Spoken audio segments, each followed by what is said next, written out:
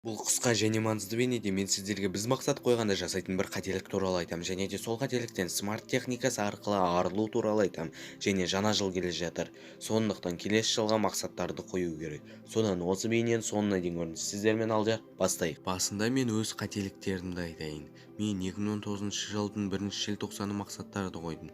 Мен сол мақсаттарды 30 күн бұрын орындауым керек еді. Бірақ орындалған мақсаттардың саны өте аз. Ол кезде мен мақсатты қалай қою керек екенін білген жоқпын. Енді ізденіп сіздерге осындай бейне ұсынып тұрмын. Сіздерде өзімде ондай болмайды деген сенімдемін. Сондықтан бейнені мұқият көріңіз.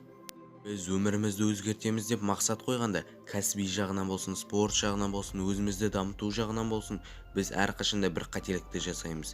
Ертеңгі біз бүгінгі бізден еңбек сүйгіш, шоғырланған болады деп елестетеміз де жете алмайтын қиын мақсаттарды қоямыз. Және оннан тоғыз жағдайында біз мақсатқа жақындамаймыз.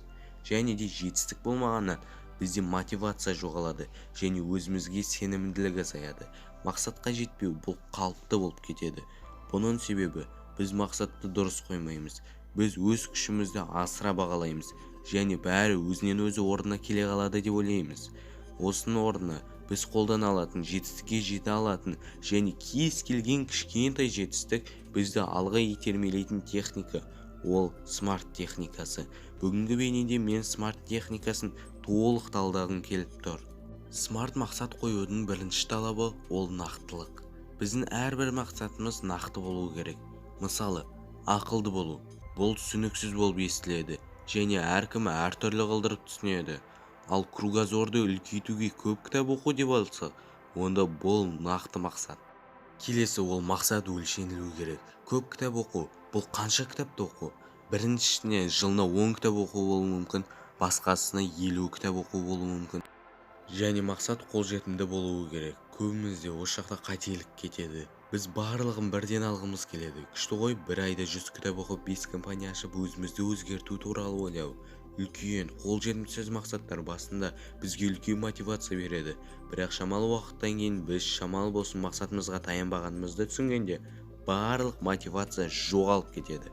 Бұл сұраққа жауап бар. Бірнеше кішкентай мақсаттар қойып, сол мақсаттар бір үлкен мақсатыңызға жетуге көмектеседі. Кішкентай мақсаттарға жетуге болады және жетесіз, және де мотивацияны сақтап қаласыз.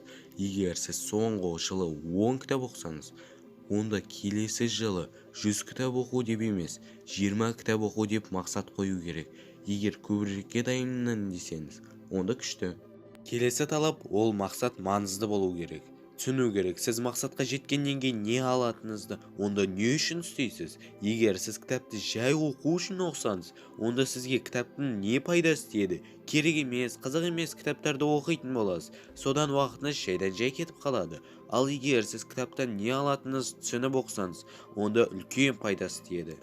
Енді соңғысы, бесіншісі, бұл уақыттың шектелуі. Нақты қашан бітіретініңізді білсеңіз, онда бұл сізге істі бітіруге мотивация береді және орындалатын уақыты қаншалықты кем болса, соншалықты жақсы болады.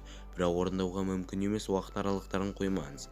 Сосын, біз өзімізге маңызды марапатты ойлап тауып және өзімізге жағымсыз жаза ойлап табуымыз керек. Бұл да бізде мотивацияны сақтайтын болады. Егер сіз бір жылда 20 кітап оқығыңыз келсе, онда айына 2 кітап оқуды мақсатқа айналдырыңыз. Осының арқасында сіз жылдың соңғы 3 айында көп кітап оқимын деп кейінге қалдыра алмайсыз және өзіңізбен қазірден бастап жұмыс жасайсыз. Бұл өте күшті техника. Дәл қазір осы техникамен мақсат қойып көріңізші. Смарт техникасы сізге толық көріністі көруге мүмкіндік береді және де қай қадамнан кейін қай қадам екенін біліп тұрасыз.